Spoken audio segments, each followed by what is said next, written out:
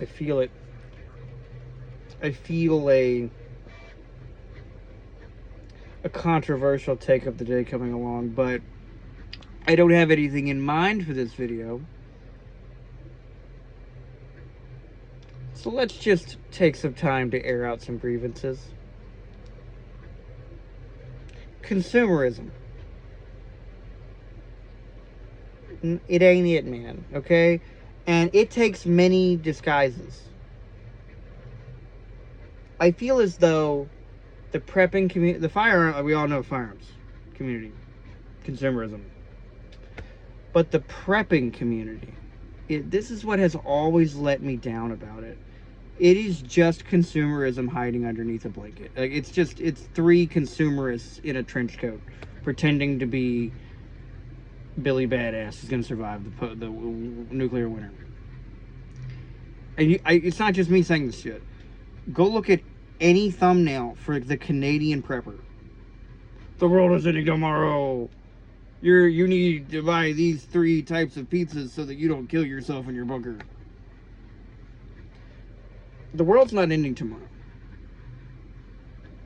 Maybe it is. I'm not saying it isn't. You need to prepare for tomorrow where you're going to have to wake up and go to work. Or where you're going to have to make amends to where you're going to have to... You can't live every day like tomorrow's the last day on Earth. Yes, you should be thankful for everything to that extent, but you cannot continuously live in that prolonged, like, red alert state of mind, okay?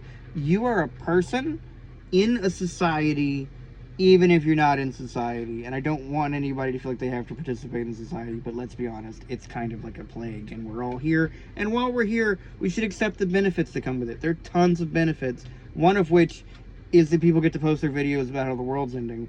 But it's always going to be better to prepare or to diagnose or to help prevent problems in the current ecosystem than it is to prepare for the next. You don't know what's coming next. You have no idea what... it could be anything from a small protest that turns into a riot and your city burns down to Yellowstone Park. You can't prepare for that. You can be reasonably prepared. You know what would be reasonably prepared? Having fire extinguishers that are in date in your home. Let's stop it with the... You need to have 5,000 rounds of ammunition on tap. Let's be 100% honest. If everybody has a combat loadout of 90 rounds, you're fine. In your squad. My squad. You're going to be fucking fine. You're going to be... You know what's more important than stockpiling 5,000 rounds? Shooting 250 to 350 rounds a range trip every weekend. It does not matter if you have all that ammo saved up if you never learn to shoot. And also this goes for all the things you set aside to prep with. So the food you prepped with, the extra ATV vehicle you bought to be able to do terrain like that you never practice riding on or don't upkeep, right? That's another thing. These people that are prepping don't upkeep the economy of scale for their fucking systems. They just buy an extra AR-15 and all of a sudden they're ready for the end of the world.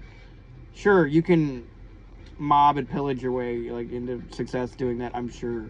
But like, those people aren't going to do that because they could be doing it now. The people that are going to be mobbing and pillaging when the world ends are the people that are running in mass mobs and robbing Apple stores. Those are the people you have to worry about because they're doing it now. Why wouldn't they do it then?